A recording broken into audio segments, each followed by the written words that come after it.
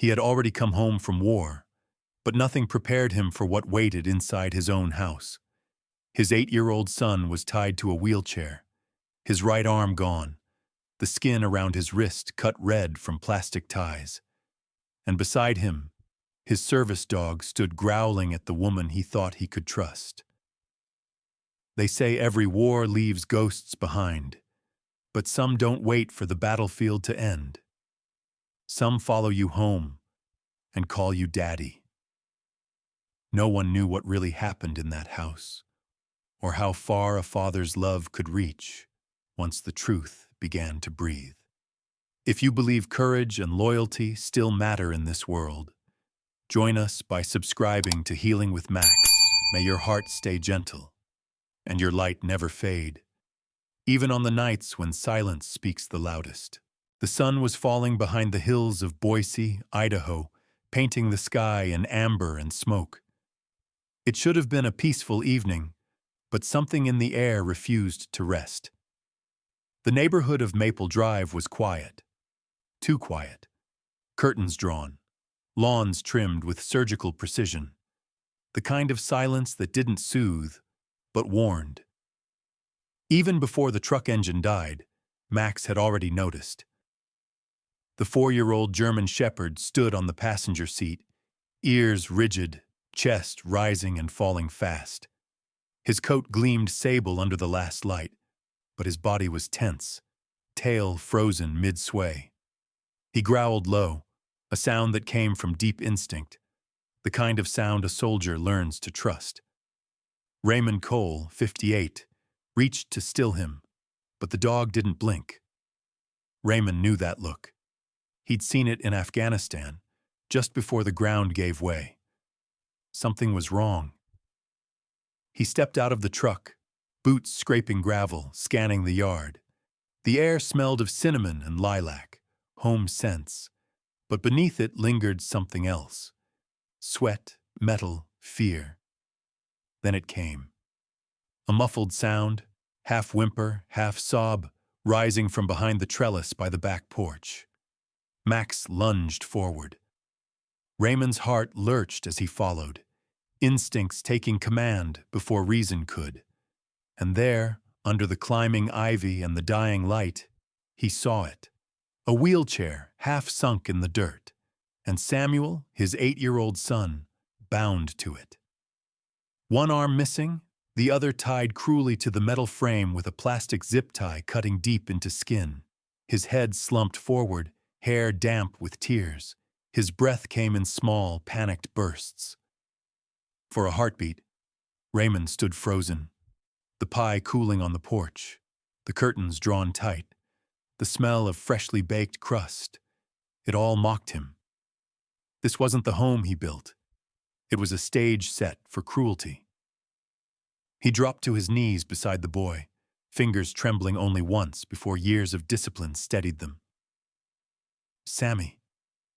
The whisper caught somewhere between a plea and a prayer. The boy's lips moved, dry, cracked, barely forming words. "I dropped the snow globe," he murmured.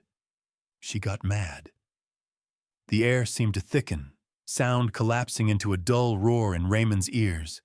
He reached for the knife at his belt, the same one that had cut men free from wreckage long ago, and sliced through the tie. The snap was sharp, final. He lifted Samuel gently, the boy's weight feather-light, body shaking against his chest. The door creaked open behind him. "Raymond?" The voice was calm, too calm. Aaron, 38, his wife of 3 years, stepped into the porch light. Her beauty was deliberate, immaculate, every hair pinned, every button straight. In her hand, an oven mitt. In her eyes, calculation. "He wouldn't stop thrashing," she said evenly. "I was keeping him safe." Raymond turned his head slowly, the soldier's stillness returning. He'd once been trained to read lies not from words, but from the muscles that tried to hide them. Erin's face didn't flicker, but her hands. The smallest tremor betrayed her. Max moved first. His growl rolled through the air like thunder over a canyon. Erin's composure cracked for a fraction of a second. "He's overreacting?" she said sharply. Raymond didn't answer. He carried Samuel toward the steps, whispering, "It's all right, son." But his eyes, those steady, battle-hardened eyes, never left hers. "You tied him down," he said, almost softly. "You hurt him." Her mouth opened, then closed again. "You don't understand. He wouldn't stop." He stopped listening. The silence between them was louder than her excuses. Only Max kept moving, pacing near the porch, nose pressed against the earth. He began to dig, slow, rhythmic, purposeful. Erin stiffened. "Call him off." Raymond didn't move. Max's paws tore through the soil until a faint crinkle sounded. The dog's head lifted, muzzle covered in dirt, clamped around something pale. A plastic bag, inside, a handful of unused zip ties, identical to the one that had bound Samuel's wrist. For the first time, Erin's mask broke. Her lips parted in disbelief, eyes darting as if searching for escape. Raymond's expression didn't change. He reached out, took the bag from Max's mouth, and let it fall at her feet. "Good boy," he murmured, patting Max's head once. He turned, carrying Samuel inside. The boy's small fingers clung weakly to the front of his father's jacket, his face pressed against the familiar smell of flannel and safety. The door shut behind them with a soft click that sounded somehow like the closing of a chapter. Erin remained on the porch, frozen in the fading light. Max lingered one heartbeat longer, standing at the threshold, eyes locked on her. He didn't bark. He didn't snarl, just watched, steady, knowing. The wind picked up, rattling the vines, scattering dry leaves across the steps. The pie on the railing cooled untouched, the sugar glaze dulling in the dusk. Somewhere inside, glass shifted on the floor, the remnants of a shattered snow globe, spilling its tiny flakes like ghosts of winter past. In the silence that followed, a vow took root. A soldier's vow, stripped of glory and rank, born only from love. Raymond would not rest, not until this house was clean again. Not until his son could sleep without fear. And outside, under the last trembling light of day, Max stood guard, still as stone, eyes burning faintly in the dark, as if he too understood. The war wasn't over yet. Morning came like an apology that didn't know how to say its own name.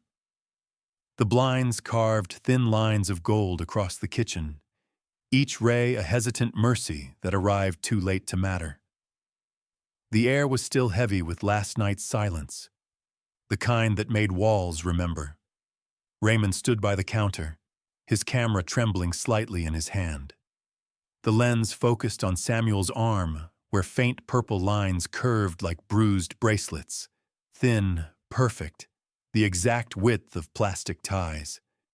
He took each picture without a word, the shutter clicking soft and final, like the punctuation of a truth no one wanted to read aloud. Across the room, Erin stood barefoot by the coffee maker. Her face was pale, drained of all the careful beauty she once wore like armor.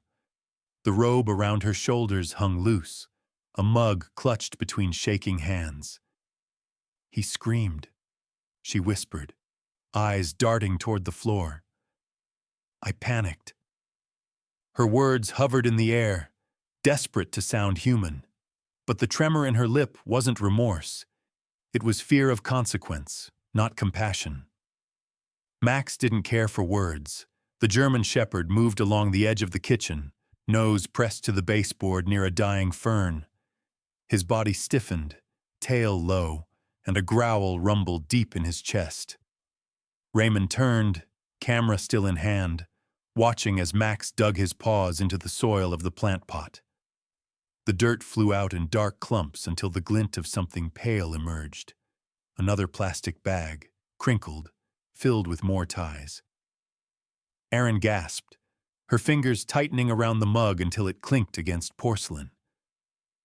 "That's not what you think," she said quickly, voice trembling now. Raymond didn't answer. Max pulled the bag free and dropped it by Raymond's boots, chest rising, eyes steady. Raymond picked it up, his thumb brushing the hard ridges of the ties inside. The evidence was cold, precise, unforgiving. Then came the knock, firm, official, echoing through the quiet like a judgment call. When Raymond opened the door, the morning light fell across a woman in uniform, Sergeant Nora Briggs. She stood tall, somewhere in her late 50s, silver hair tied into a low, no-nonsense knot. Her eyes, gray, clear, and steady, carried the kind of authority that didn't need volume. Her posture was straight, her boots polished but worn, her badge glinting beneath the rising sun. The scent of rain lingered on her coat, the kind that belonged to people who'd stood too long in other people's storms. "Sergeant Briggs," Raymond said quietly, stepping aside. She nodded once and entered. The first thing she noticed wasn't the man or the woman, but the boy. Samuel sat at the kitchen table, swaddled in a blanket too big for him, eyes half-lidded, one arm resting limply in his lap. His hair clung to his forehead, and his breathing came uneven, like each inhale asked for permission. Briggs's gaze softened for half a breath, then hardened again, the way only professionals who've seen too much can manage. Erin tried to speak. "This is a misunderstanding," she said, forcing a brittle laugh. "He was out of control. He hurt himself sometimes, and I—" Briggs raised a hand. "That's enough." Her voice was calm, low, but it stopped the room cold. She looked at the bruises, the photos on the counter, the open bag of ties. Then she looked at Max, who stood near Samuel, head high, eyes fixed on her like he was measuring something invisible. After a pause, she nodded once, as if acknowledging him too. "Good dog," she murmured. Erin's control snapped. "You think this is abuse?" she demanded, her tone rising like breaking glass. "You think I'd—" Briggs didn't raise her voice. "Step outside." The words hit with the weight of a verdict. Erin froze, her mouth open, then turned stiffly toward the porch. The screen door creaked as it closed behind her, leaving the kitchen in a soft, aching quiet. Raymond knelt beside Samuel. "You're safe now, son." The boy didn't answer, but his fingers twitched, reaching for the thick fur that brushed against his leg. Max pressed closer, laying his head gently on the child's thigh. The low hum of comfort filled the room, an unspoken rhythm, the heartbeat of survival finding its pace again. Briggs walked a slow circle, noting every detail. The mug on the counter, the dirt on the floor, the way Raymond's shoulders slumped but didn't shake. "I'll file the report myself," she said. "Child Protective Services will handle placement, but—" She hesitated, studying the man. "It looks to me like he's already home." Raymond looked up, eyes hollow but steady. "We've both seen worse," he said. She nodded once, her expression unreadable. "That doesn't mean it should keep happening." Outside, the sound of sirens drifted away, a soft Doppler echo swallowed by the morning wind. Briggs exchanged a brief look with Max. Something quiet passed between them, mutual recognition of protectors who'd seen too much. Then she left, boots fading down the porch steps, her silhouette swallowed by the gray light beyond. For a while, no one moved. The clock ticked, the heater hummed, and Samuel's breathing evened out. Raymond brushed a hand across his son's hair, the strands fine as silk against calloused fingers. "You're safe," he repeated, more to himself than to the boy. But Max wasn't still. The shepherd walked to the front window, muscles tense beneath his sable coat. His ears twitched. His nose lifted, sniffing at the thin slit of air beneath the door. Raymond noticed it then, the faint scrape of paper against wood. He stood, moving quietly, as Max lowered his head to sniff again, tail rigid, eyes sharp. Something brown lay half-hidden under the doorframe. An envelope, plain and unmarked, its edge slightly crumpled as if delivered in haste. Raymond bent, the floor creaking beneath his boots, and picked it up. The paper was cool to the touch, faintly damp from morning dew. No return address. Just his name, handwritten in ink that had begun to smudge. He turned it over once, twice, the silence around him deepening. Max's low growl vibrated against his leg, the kind that wasn't fear, but warning. Raymond's thumb hovered at the edge of the flap. The morning light glinted across the surface of the envelope, soft, golden, indifferent, as though even the sun was waiting to see what truth might come next. And then he tore it open. The envelope tore open with a sound too soft for what it carried. 3 old photographs slid out and landed across the table, their corners curled, the paper yellowed around the edges like something that had waited too long to be found. Raymond didn't touch them right away. He just stared, the breath leaving his chest in slow disbelief, as if each second stretched longer than the last. Beside him, Max gave a low whine, tail unmoving, golden eyes fixed on his master's face, sensing that whatever these pictures held, it wasn't mercy.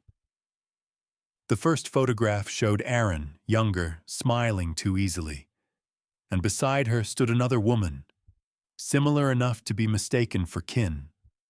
Paula Caldwell, the faint handwriting on the back said. Her features mirrored Aaron's but softer, her hair darker, her smile genuine. Both women stood in a hospital's neon-bright NICU, faces glowing with the sheen of new life. In Aaron's arms was a baby wrapped in a blue blanket, tiny fingers curling toward her necklace chain. Behind them, blurred in the background, hung a name tag taped to the incubator glass, just visible enough to read, Cole N. Infant. Raymond's throat tightened. His gaze flicked from the photo to the boy sleeping on the couch a few feet away. Samuel, small, fragile, a bandage circling his wrist like a secret the world refused to keep hidden. His voice, when it came, was only a whisper. 12 years ago, the day he was born. The words felt foreign, as if borrowed from someone else's grief. He sank into the chair, the wood creaking beneath him. "Why send me this?" he murmured. But the question wasn't for Max, nor for anyone in particular. Just a sound to keep the silence from swallowing him whole. Max pressed close, the warmth of his body grounding him, tail resting flat against the floor. The shepherd's ears twitched, head cocked, eyes alert but gentle, a soldier's calm mirroring his master's. Raymond picked up the phone. His voice was low, measured, but the tension underneath it hummed like a power line in a storm. "Sergeant Briggs, it's Cole. We've got something you'll want to see." By dusk, the house had changed its light. Shadows stretched long across the floor, the edges of the photographs glowing under the lamp's tired bulb. A knock came, sharp, deliberate. When the door opened, a woman stood framed in the last spill of daylight. Dr. Sarah Lind introduced herself with a calm professionalism that came from years of sorting through other people's lies. She was in her early 40s, her brown hair pinned neatly at the nape, glasses catching the faint reflection of the room's lamplight. Her gray wool coat still carried the scent of rain and cold asphalt, her satchel heavy with files that clicked softly as she entered. "Hospital compliance," she said, flashing her ID. You called about irregular records? Raymond nodded. We found photographs.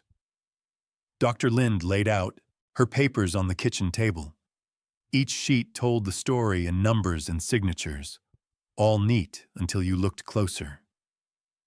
Volunteer badges that don't exist, sign-ins that don't match handwriting, 2 nurse logs missing entirely, and… She turned one document toward him. A discharge form signed by someone who wasn't working there that week. Erin's name appeared several times, Paula's too. Sisters, Dr. Lind said, tracing the line of ink with her finger. One was a patient liaison, the other a volunteer in neonatal. Both had access. Raymond leaned forward, his knuckles whitening against the wood. Access to what? She met his eyes. To infants without listed guardians. The words fell heavy, like ash. For a moment, no one spoke. Max shifted beside him, the tip of his tail brushing Raymond's boot, a silent pulse of presence in the growing dark. The room felt smaller, the air thick with memory and the faint hum of the refrigerator. Ordinary sounds, now unbearable. Dr. Lind opened one last folder. We ran a DNA test this morning, she said softly. Results came in an hour ago. Raymond didn't move as she slid the paper toward him. Only his eyes shifted, first to the numbers, then to the stark sentence beneath them. Probability of biological relation, 0%. The words blurred for a second, not because of tears, but because his mind refused to arrange them into sense. He waited for the shock, for the anger. But what came instead was stillness, a soldier's stillness. Years of learning that truth doesn't always wound the loudest. Dr. Lind began to speak again, but he lifted a hand gently to stop her. Don't, he said. His voice was hoarse but calm, the kind of calm that's earned, not given. He's my son. That doesn't change.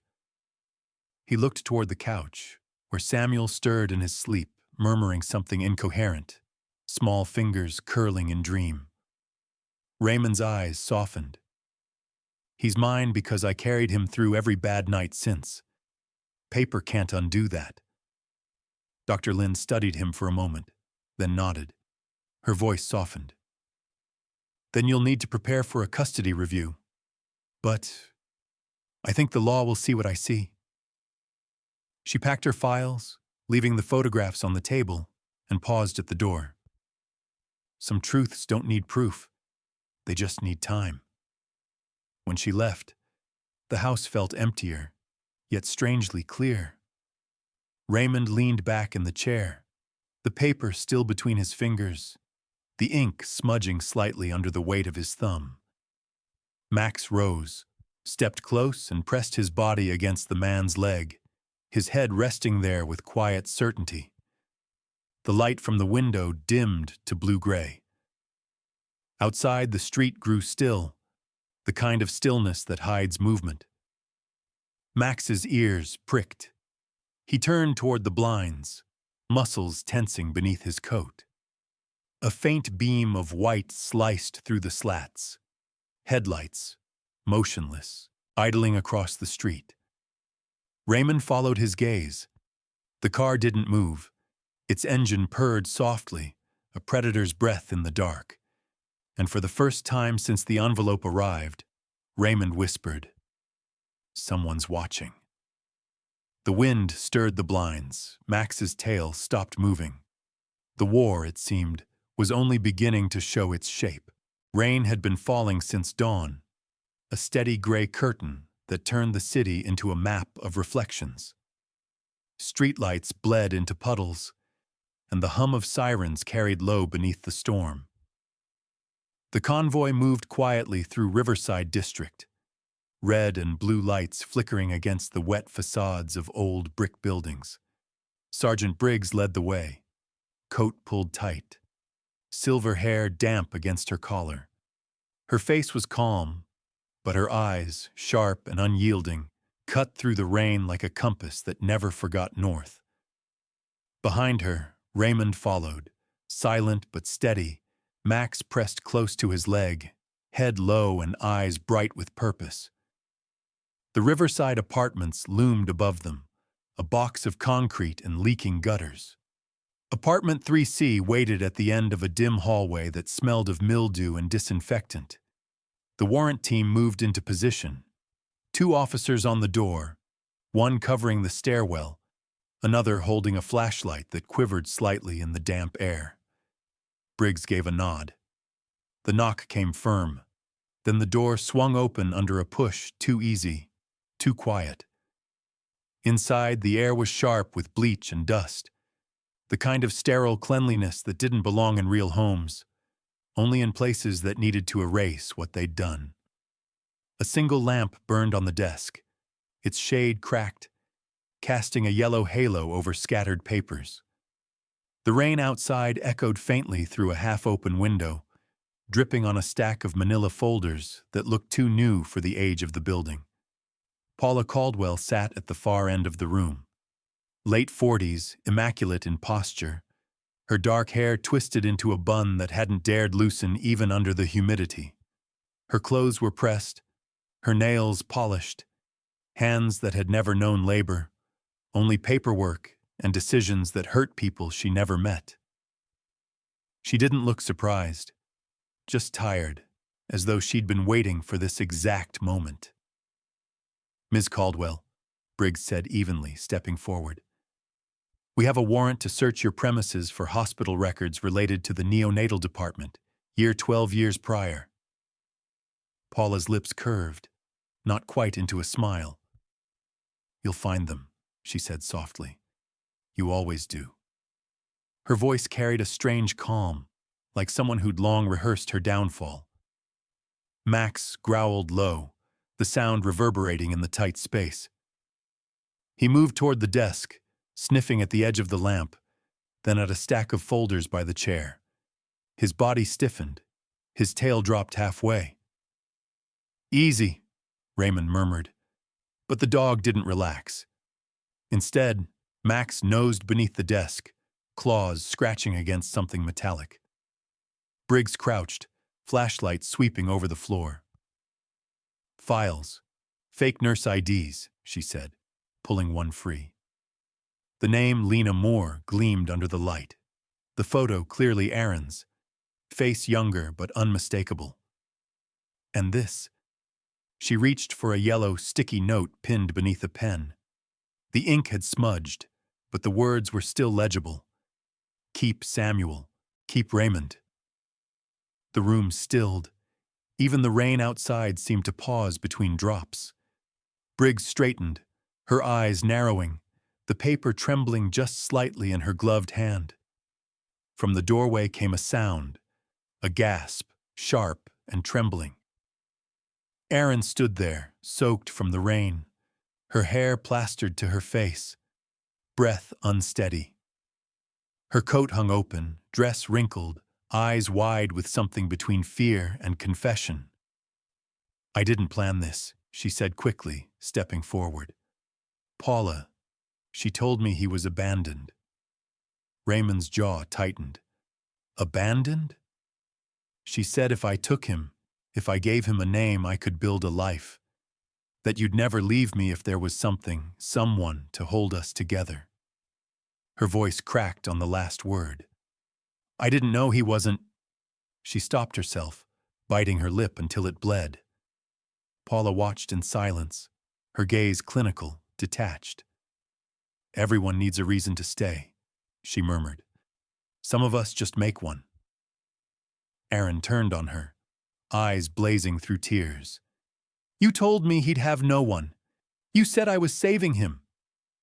Briggs stepped between them. "Enough."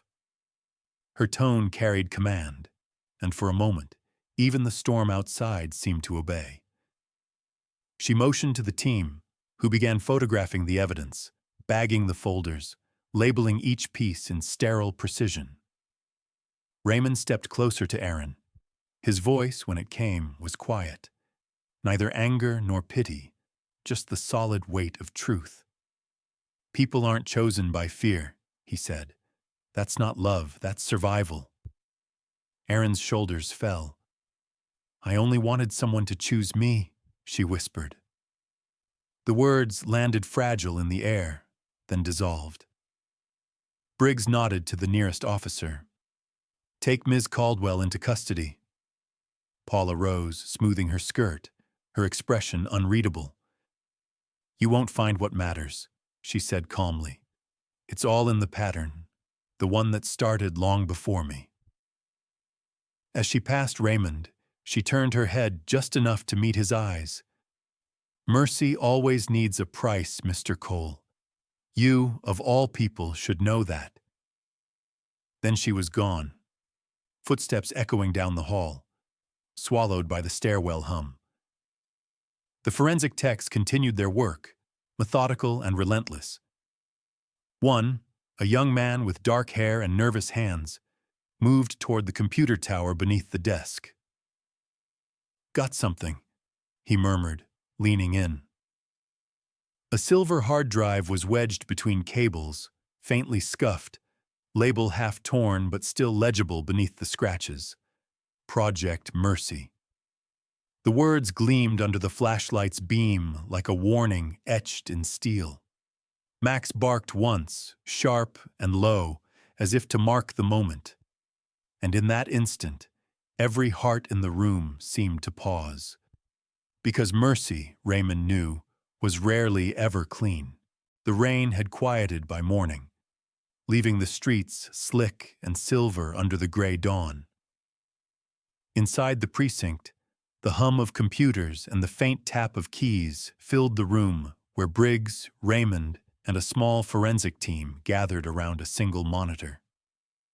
The silver hard drive, now labeled as evidence, blinked with a faint blue light, as if reluctant to give up its secrets. The technician's fingers hovered briefly over the keyboard, then pressed play. Static. Then a voice. Paula Caldwell, unmistakable, steady, rehearsed, the cadence of someone who had practiced deception until it became fluency. Switch it now, she whispered through the crackle of an old recording, her voice underscored by the rhythmic beeping of hospital monitors. The mother won't wake for hours. No one spoke. Briggs's eyes narrowed slightly. The muscles along her jaw flexed. The audio played on, papers shuffling, a distant infant cry, the sound of gloves brushing metal, and then silence, long and absolute. When the technician stopped the playback, the only thing left in the air was the hollow truth that had waited 12 years to be heard. They moved next to the documents folder. Falsified adoption records, forged volunteer signatures, digital scans of hospital discharge notes. Paula's handwriting, neat and efficient, covered margins with directives and dates. A pattern emerged, one that stretched beyond Samuel, beyond Boise, into a string of quietly vanished files from hospitals across the state. But for Raymond, the scope didn't matter. His world had narrowed to one child, one truth. When they opened the video file, the room dimmed, as though even the walls leaned in to listen. The footage, grainy and faintly green, showed a neonatal room bathed in fluorescent light. A nurse in pale scrubs, her badge out of focus, carried a baby wrapped in blue. In the corner, Erin stood, hands trembling, face young and uncertain. Paula's voice came again, off camera. It's done. Take him home. The paperwork will match by morning. The clip ended abruptly. Briggs turned to Raymond, but his gaze was fixed on the blank monitor. His reflection stared back, older, steadier, carrying the weight of 12 years' worth of misplaced trust. So it was never random, Briggs said quietly. No, he replied. It was deliberate. They sat in that truth for a while, the sound of rain dripping from the roof outside counting the seconds. Then came the knock on the door. 2 officers escorting Erin down the corridor, wrists cuffed, head lowered. Her hair hung loose, darkened by rain and tears. When she entered, her eyes found Raymond immediately. "I didn't mean to hurt anyone," she said softly. "Paula told me he was abandoned, that no one wanted him." She tried to smile, but the effort collapsed halfway. She said if I kept him, you'd never leave me. Her voice broke on the last word. "I only wanted someone to choose me." Raymond didn't answer right away. His expression was unreadable, not cruel, not forgiving, just final. "He deserved better than that," he said at last. Erin nodded faintly. "I know." Her eyes glistened, a flicker of relief in the acceptance. "He deserved better than me." Then the officers led her away. She didn't resist, didn't look back, until the last second, when she turned once, her face soft in the hallway light, and whispered something no one caught. Then she was gone. Briggs exhaled slowly, as though releasing the air she'd been holding since the first recording. "The rest of it checks out," she said. Paula orchestrated multiple swaps, the states moving fast. But the case for Samuel... She hesitated. "We'll need a hearing?" Raymond nodded, but his eyes weren't on her. Across the room, Max sat beside Samuel, who was tracing a finger over the small snow globe resting on the table. The glass had been cracked days ago. Now, glued carefully back together, it caught the light again. Inside, flakes of silver glitter drifted lazily over a tiny cabin and pine tree. Samuel shook it gently, watching the swirl with quiet wonder. Max lowered his head onto the boy's lap, eyes calm, tail still, a living anchor in the middle of the storm. Raymond watched them, and something in his chest eased, just slightly. The truth was cold, yes, but it was whole now, and sometimes that was the closest thing to peace. Briggs gathered the files into a folder, clipped them neatly, and set one last document on the table. "Court hearing," she said, tapping the paper once. "Monday, 8 a.m. The clock on the wall ticked. The rain outside softened to a mist. Raymond looked at the paper, then at the boy, then at the dog.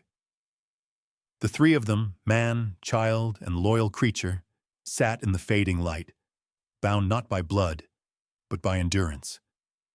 The world outside could debate what made a family. But in that quiet room, the answer had already been written.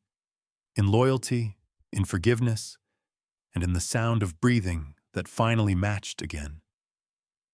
And as the day dimmed into evening, Max lifted his head, ears twitching once more toward the window. He didn't growl this time. He didn't need to. Some battles, Raymond knew, had already been fought in silence. 6 months had passed since the trial, and Boise had changed its colors again. The snow that once blanketed its rooftops was now only a memory, replaced by the soft shimmer of summer light stretching across the Boise River, where willows leaned close to listen to the current. The water glinted gold beneath the sun, slow and steady, as if the world itself had learned to breathe differently. The old house on Maple Drive was gone, sold quietly, its walls stripped of silence and sorrow. The new one stood by the riverbank, cedar-planked and warm in tone, its porch wide enough for 2 chairs and a sleeping dog. Raymond had built the ramp himself, hands still strong, joints aching but heart steady with purpose. Every nail, every plank was a small act of forgiveness. For the world, for himself, for the years that had taken more than they gave. Samuel sat on the porch steps, his short sleeve rolled up, sunlight touching the healed skin where bruises had once lived. His left arm rested gently on Max's head, the shepherd's fur glinting bronze and sable beneath the noon glow. The boy's laughter, high and effortless, drifted into the open air, thin, bright, real. It was the kind of laughter that made birds pause mid-song, as if even they wanted to remember what healing sounded like. The house smelled faintly of cedar and lemon oil, its windows thrown open to the summer.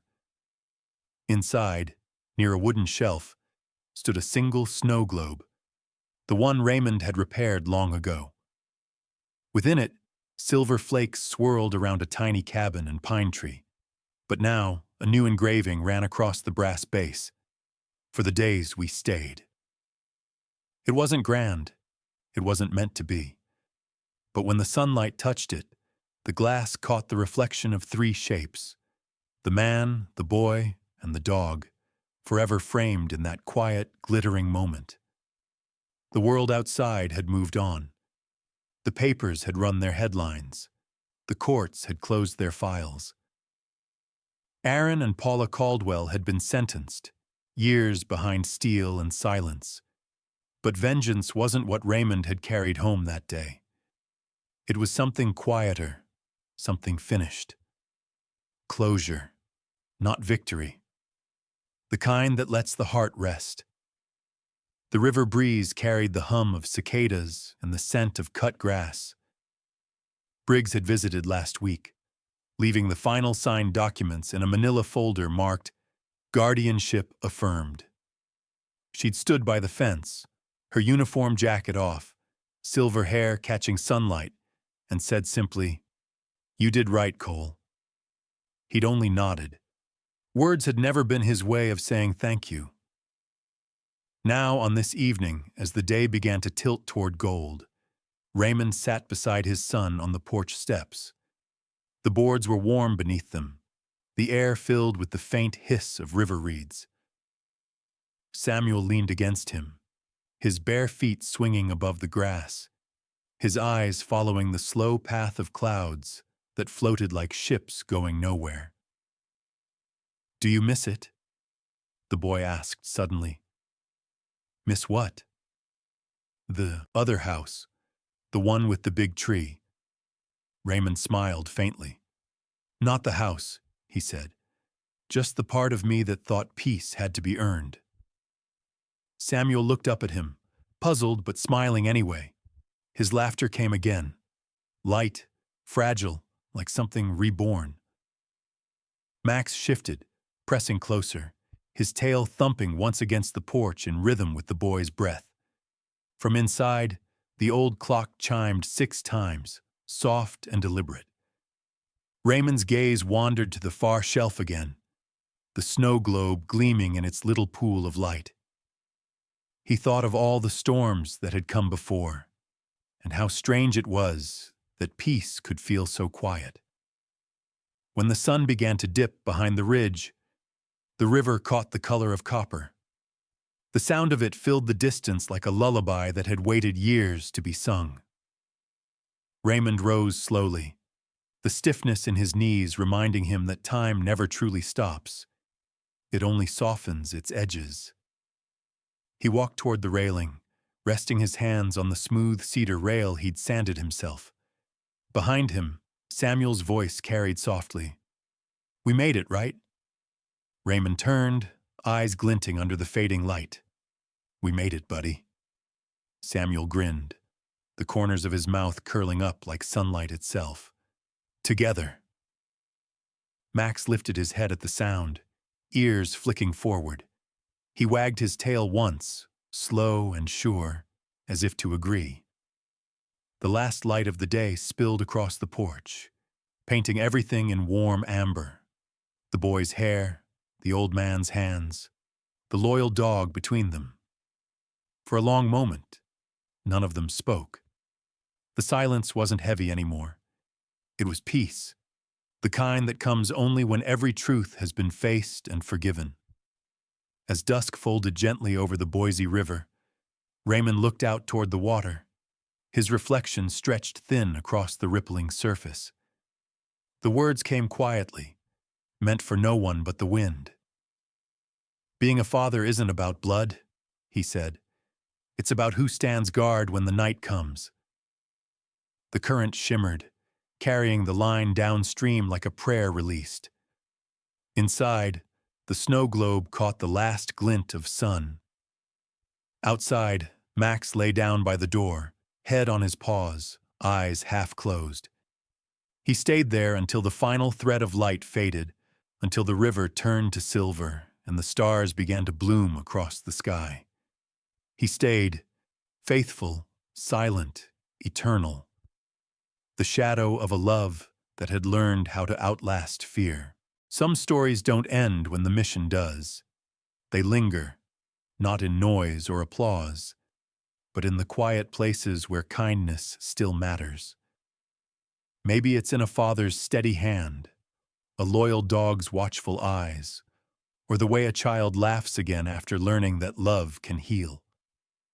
Courage doesn't always wear medals. Sometimes it just stands guard through another night, whispering, "I'm still here." In every town, down every long road, there are hearts like that, quiet, unseen, choosing decency over comfort, choosing mercy over anger. They are the reason the world keeps its balance, even when it forgets their names. So when the day grows long and the world feels heavier than it should, remember them. The faithful, the forgiving, the ones who stay. Because sometimes, the loudest courage is the kind that never needs to speak. And as the light fades behind the river, you might just hear it. A soft breath, a quiet promise in the wind. That love, in its simplest form, still guards the night.